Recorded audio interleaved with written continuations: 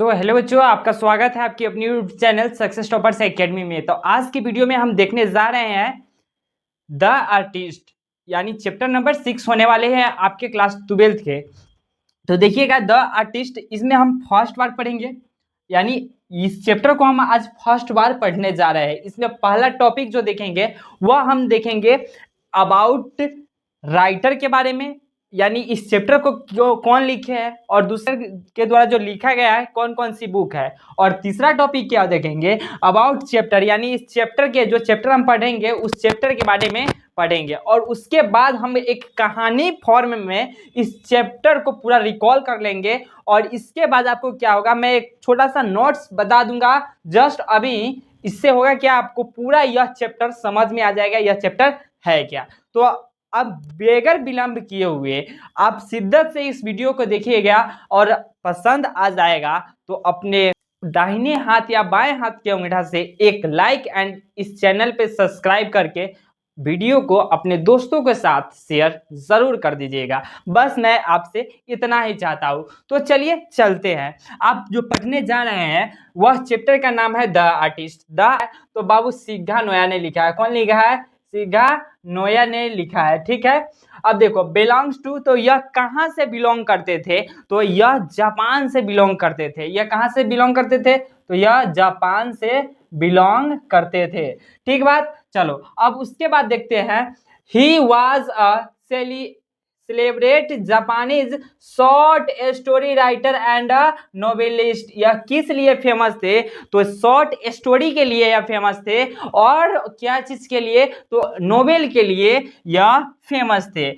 Born in, यानी इनका जन्म कब हुआ था? तो याद रखिएगा बाबू, 1883, यानी 1883। याद रखिएगा, भूलिएगा मत। आपके बिहार बोर्ड में सीधा क्वेश्चन आएगा, व्हेन डिड सिग्घा नोया बॉर्न इन?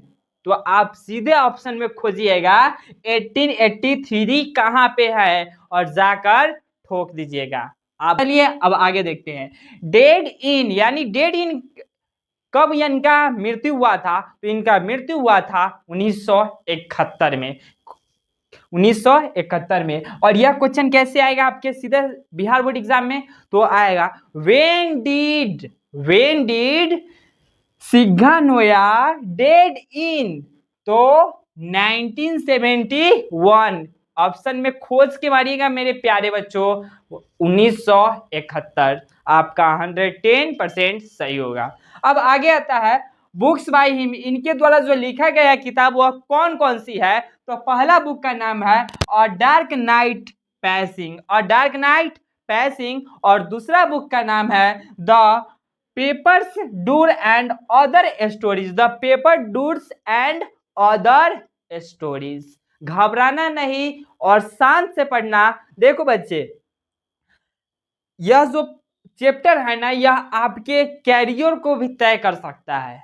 आपके इस चैप्टर को पढ़ने के बाद समझ में आएगा, इस चैप्टर की कहानी को सुनने के बाद समझ में आएगा एक बच्चे का जो होता है ना भविष्य, उनके माँ बाप और गुरु कैसे खराब कर देते हैं। एक अच्छे से बच्चे का भविष्य कैसे खराब कर देते हैं, इस चैप्टर में वही चीज को बताया गया है। और मैं उस कहानी को पूरा सुनाकर ही जाऊंगा, तो आप बिल्कुल भी घबराइएगा नहीं, मैं सुनाकर ही जाऊंगा। चलिए अब आगे आता है अबाउट चैप्टर के बारे में। तो अबाउट चैप्टर के बारे में बात करें तो नेम इस चैप्टर का है द आर्टिस्ट। इस चैप्टर का नाम क्या है? The artist.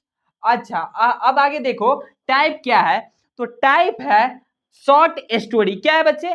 आप एक मर्तबे जोर से बोलना, इस चैप्टर का टाइप क्या है?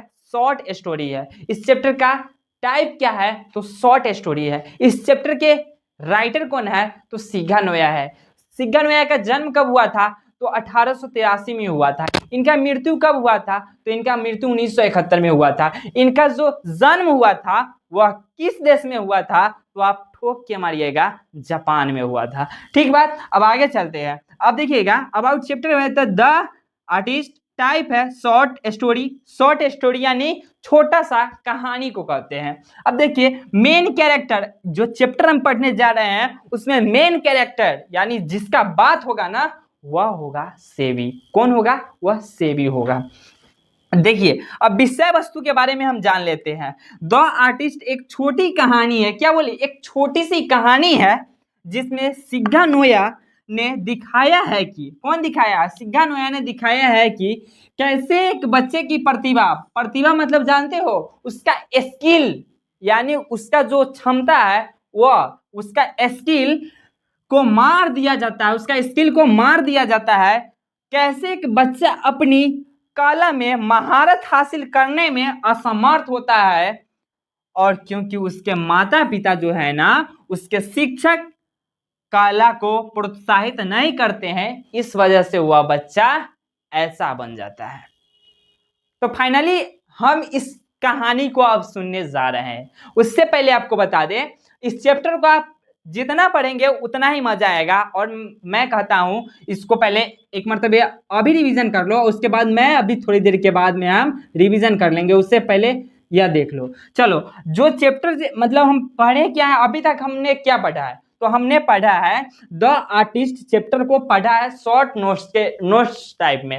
तो द आर्टिस्ट के लेखक कौन है? तो बाबू सिग्गा नोया है। अब बता दो सिग्गा नोया का जन्म कहाँ हुआ था? तो जापान में हुआ था। आप ठोक के मारना, जापान में हुआ था, जापान में हुआ था। तो उनका जन्म जो हुआ था वह कब हुआ था? तो आप ध्यान से देखिएगा, उनका जन्म जो हुआ था ना 1883 में हुआ था। क्या हुआ था? 1883 में हुआ था। और उनका मृत्यु जो हुआ था 1971 में हुआ था। कब हुआ था? 1971 में हुआ था। और वह फेमस किस लिए थे? तो वह शॉर्ट स्टोरियन थे और क्या, और वह नोवेलिस्ट थे। वह क्या थे? Novelist, short story and novelist थे।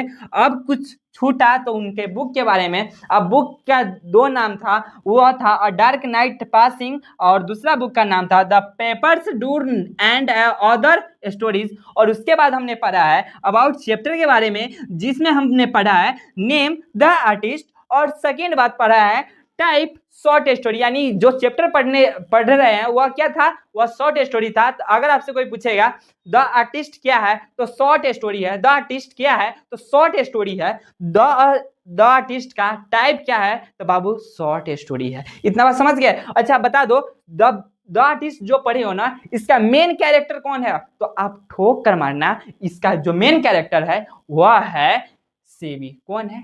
सेबी है।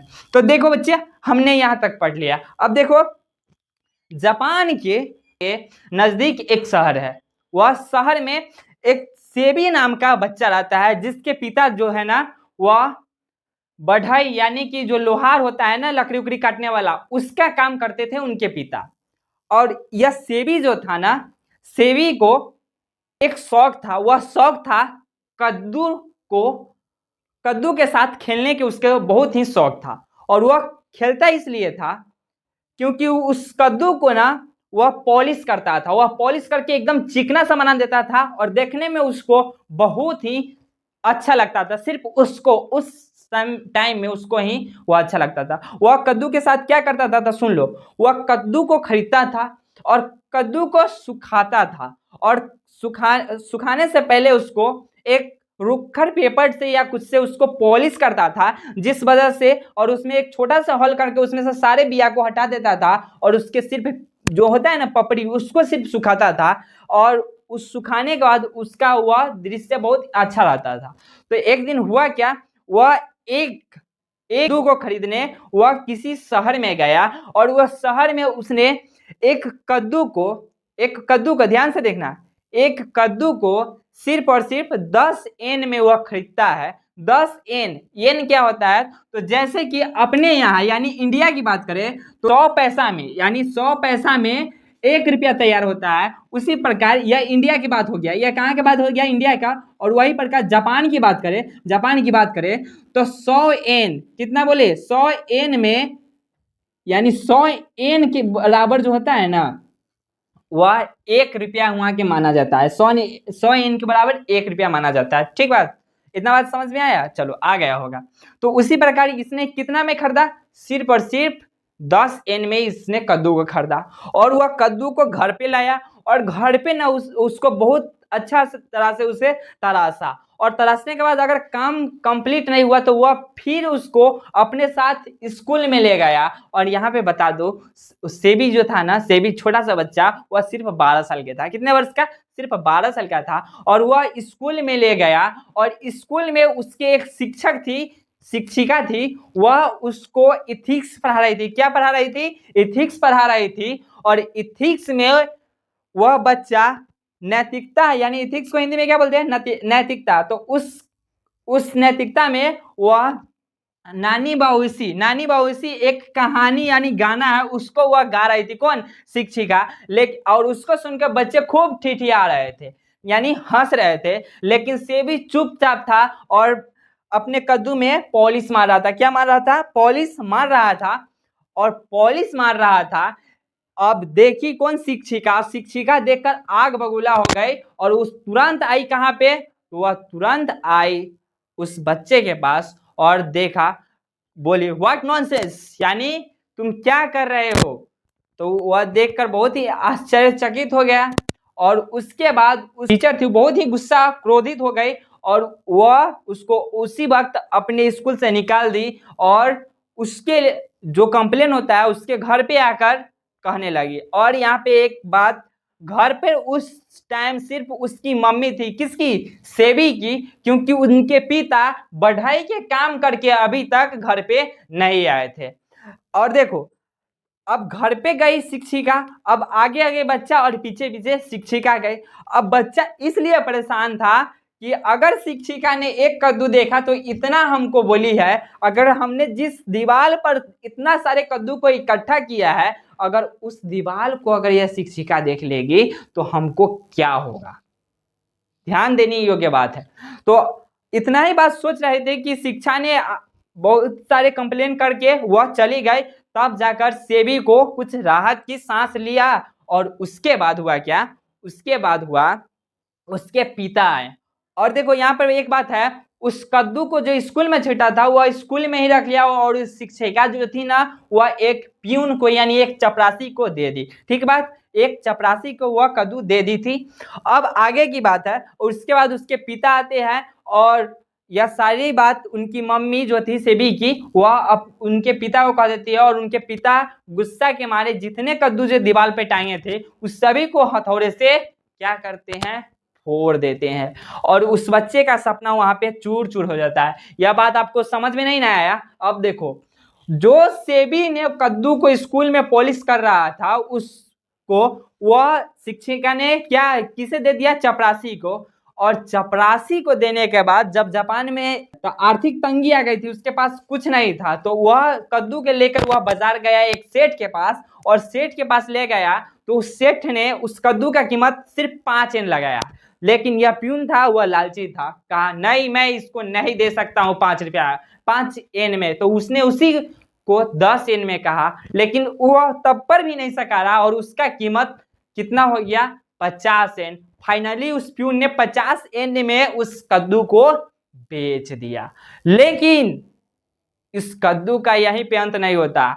उस सेठ से, यानी उस सेठ से उस शहर के जो आईएएस अधिकारी था, या आईएएस कहे तब या कलेक्टर कहे तब, उसने उस कद्दू को 600 एन में खरीदा। कितने में? 600 एन में उसका खरीदा। समझ लो, अगर वह बच्चा जिसने बचपन से मेहनत करके इतने सारे कद्दू को उस टाइप का बनाया था, उस सभी को उनके पिता ने हथौड़ी से फोड़ दिया। लेकिन एक कद्दू का कीमत कितना था? 600 एन। और वह बच्चा जिंदगी भर बैठकर खाता ना, तब पर भी उसका जो यह कला था वह समाप्त नहीं होता और वह इस कला में मनोरथ हासिल कर लेता। लेकिन प्यून ने इसकी चर्चा नहीं तो अपने स्कूल में की और नहीं तो उस बच्चे को बताया। इस वजह से उस बच्चे का पूरा जो था ना स्किल कहे तो, चाहे बच्चे के अंदर जो प्रतिभा जन्म लिया था उसको उसने मार दिया। और इसमें मारने का अधिकार जितना उसके माता पिता के है उतना शिक्षक के भी है, और जितना उसके शिक्षक की है उतना उस प्यून के भी है। चंद पैसों के लिए उस बच्चे के काला को उसने दबा दिया। हाय रे दुनिया, इस यानी इससे यह हमको सीख मिल रहा है इस चैप्टर से। देखो आपके विषय में आप और आपके क्लास में जो भी चैप्टर दिया है, बेकार के एक भी चैप्टर नहीं है, उससे आपको सीख लेने की जरूरत है, उससे आपको सीख लेने की जरूरत है, जिससे आप अपने जीवन में कुछ सुधार कर सके। ऐसा नहीं से एक टेंशन है इसको पढ़ लेना है बाकी बात आपको छोड़ देना है, बाबू ऐसा नहीं है।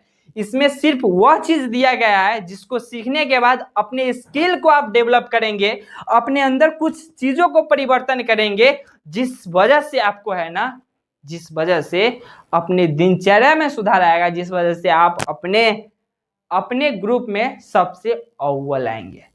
ठीक बात। चलिए मिलते हैं अगली वीडियो में, जब तक के लिए टाटा गुड बाय, जय हिंद जय भारत।